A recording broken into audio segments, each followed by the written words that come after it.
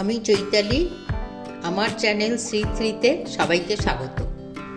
শ্রী3 আমার চ্যানেলের ডাকনাম। পুরো নাম হচ্ছে চৈতালিস কুলিনারি ক্রিয়েশন। এই আজকের রেসিপি রাঙালু পান্তুয়া নতুন গুড় দিয়ে। তোমরা সবাই দেখো কেমন হয়েছে, বলবে দারুণ হয়েছে। এসো আমরা রান্নাতে যাই। প্রথমে রাঙালুগুলোকে পরিষ্কার করে ধুয়ে নিয়েছি আর এরকম ছোট ছোট ছাল ছাড়িয়ে কুটে নিয়েছি। এবার ওটাকে সেদ্ধ করব। কড়াই জল বসিয়ে দিয়েছি, দিয়ে এইগুলো দিয়ে দিলাম জলে আর ঢাকা দিয়ে দিলাম। 5 থেকে 7 মিনিট লাগবে, তারপর আবার আসছি। এবার খুলে দেখি সেদ্ধ হয়ে গেছে। একদম সেদ্ধ হয়ে গেছে। এগুলোকে তুলে নিলাম। এগুলোকে ভালো করে চটকে একদম মিহি করে নেব। এগুলো চটকে ভালো করে মেখে নিয়েছি। এর সঙ্গে মেশাবো 2 চামচ সুজি আর মেশাবো মিল্ক পাউডার আর এই ছোট এলাচ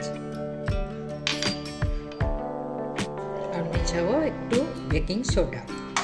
নিয়ে এগুলোকে খুব ভালো করে মিশিয়ে নেব, নিয়ে মেখে নেব। আর দেবো এই ঠিক সামান্য 1 চামচের মতো সাদা ময়দা, আর দেবো এই চামচের মতো ঘি।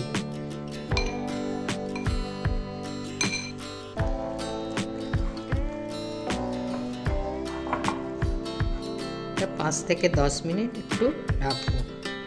এবার এটার থেকে হাতে একটু ঘি গুলিয়ে নিয়ে এই গোল গোল করে বানিয়ে নিচ্ছি।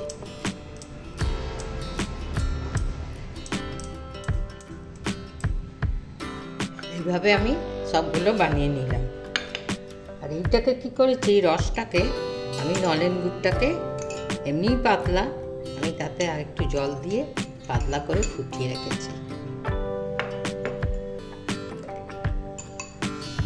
ভাজার জন্য আমি গ্যাসে কড়া বসিয়েছি আর এই সাদা তেল দিয়ে দিলাম।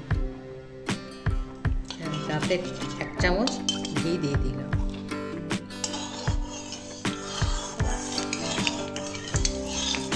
মোটামুটি গরম হয়েছে, আমি এগুলো একটা করে ছেড়ে দিই।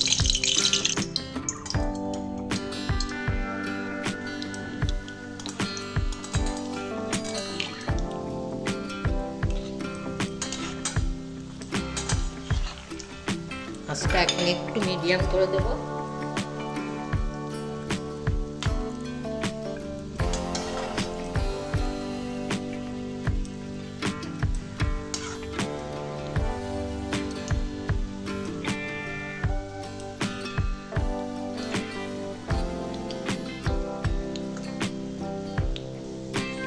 সুন্দর করে ভাজা হয়ে গেছে। এবার আমি এগুলো তুলে নিয়ে গুড়ে ভিজিয়ে দেবো। এগুলো আমি এই রসে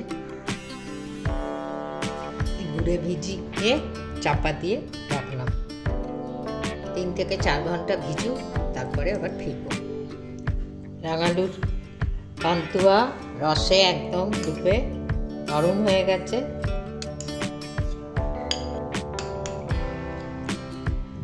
কাটছি, একদম সফট নরম তুলতুলে হয়েছে। তোমরা এইভাবে রাঙালুর পান্তুয়া করো, দেখো বেশ ভালো হবে। আমাকে জানিও। সবাই ভালো থেকো। আবার পরের আর এক নতুন রান্না নিয়ে আসছি।